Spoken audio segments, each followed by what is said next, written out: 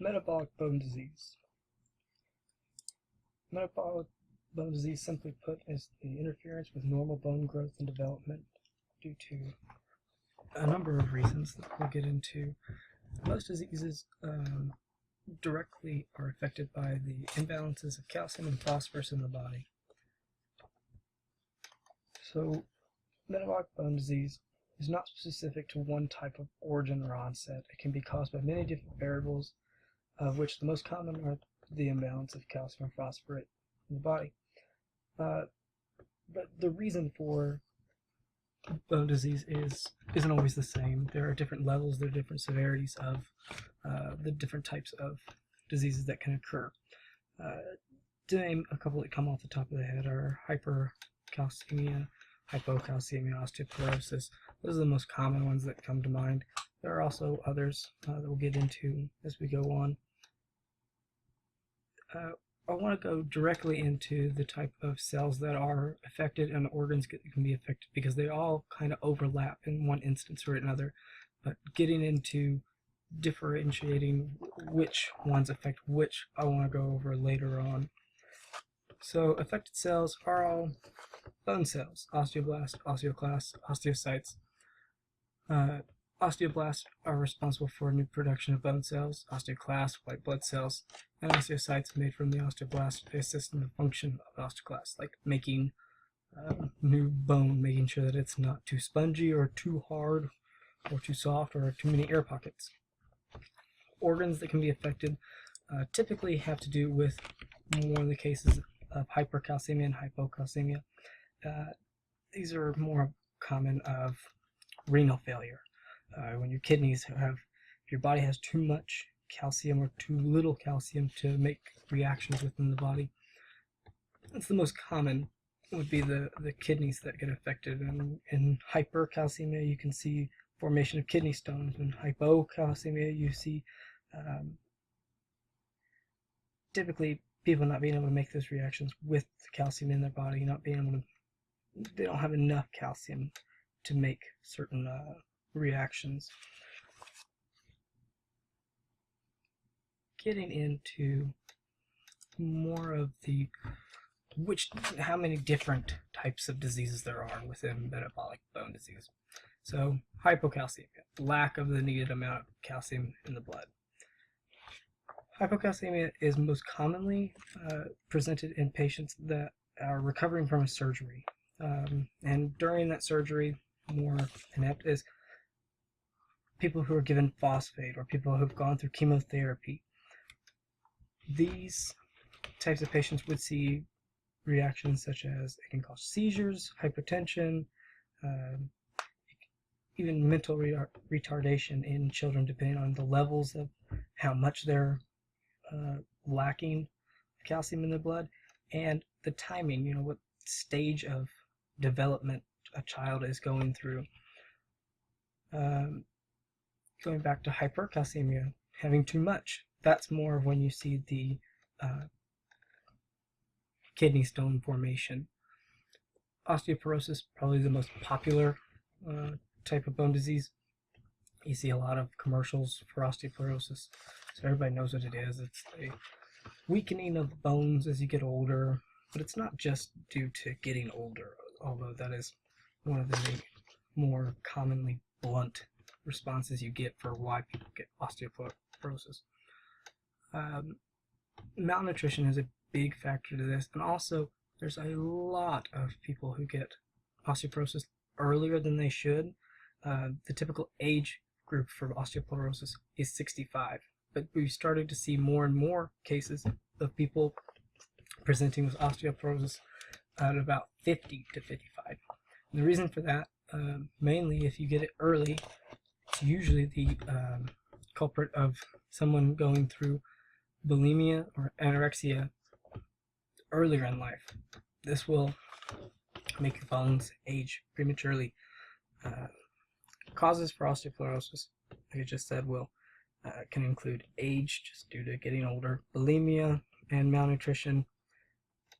The treatment plans for osteoporosis, and really all types of bone disease, are changing a diet, making it more healthy, and making it more regular. Increased exercise, weights, and hormone therapy has been suggested in certain cases with estrogen. This will help increase bone density.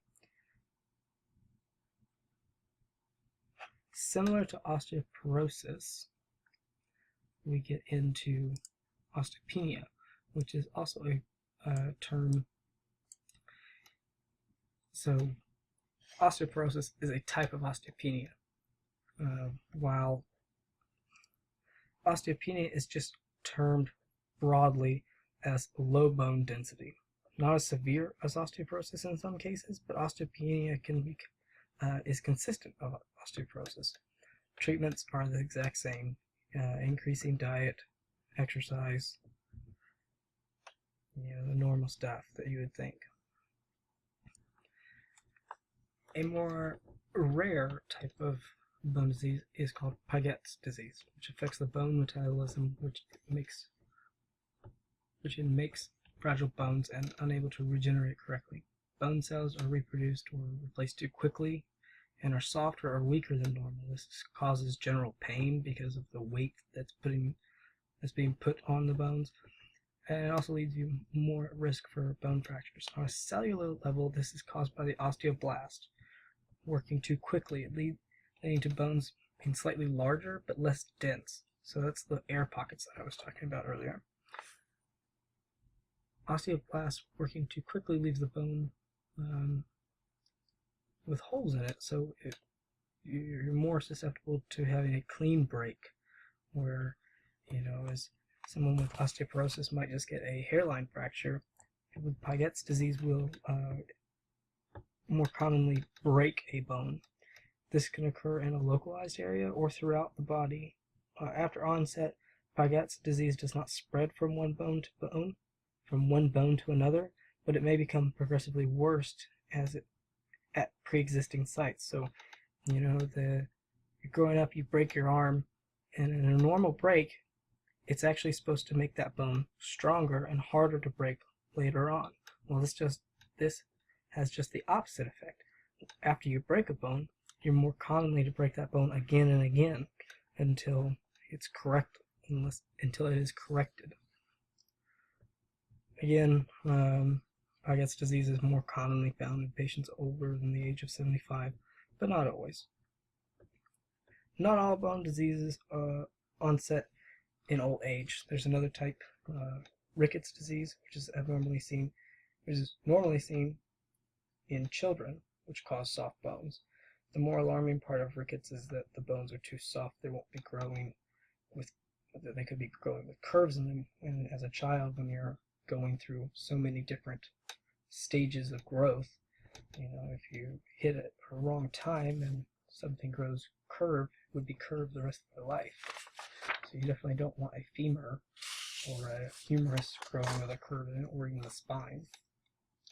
Most commonly, rickets disease is caused by vitamin D deficiency in children due to malnutrition or lack of exposure to sunlight. Treatments are typically just adding that vitamin D that they're lacking into their diets and going out into the sun more often.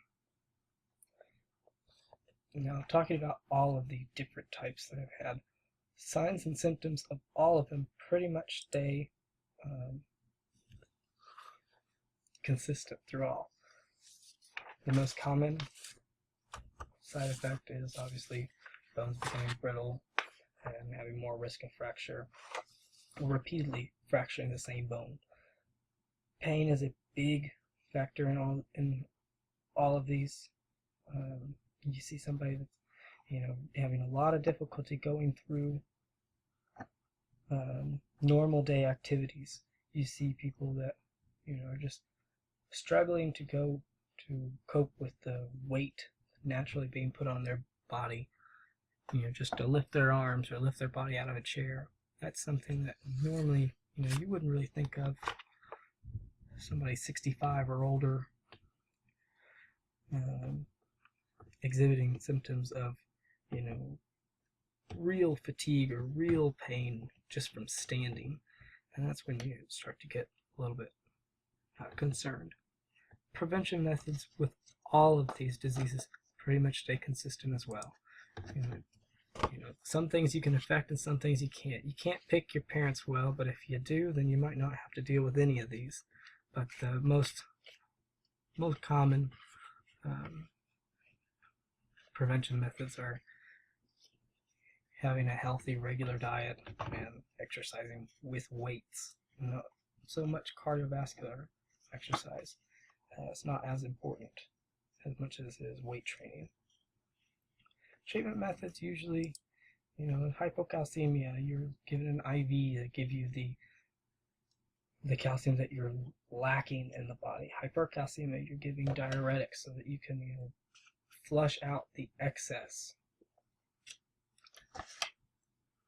of calcium that you have in the body. Rickets, we already talked about, going out into the sun or adding that vitamin D that the child's not getting. And then more complex, types of treatment are for the osteoporosis, Paget's disease, and osteopenia, where sometimes even hormone therapy is suggested for osteoporosis and Paget's disease, for that matter.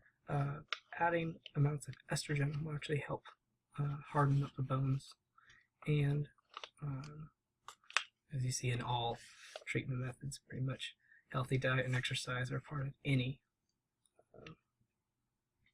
treatment plan or even prevention methods. And that's it.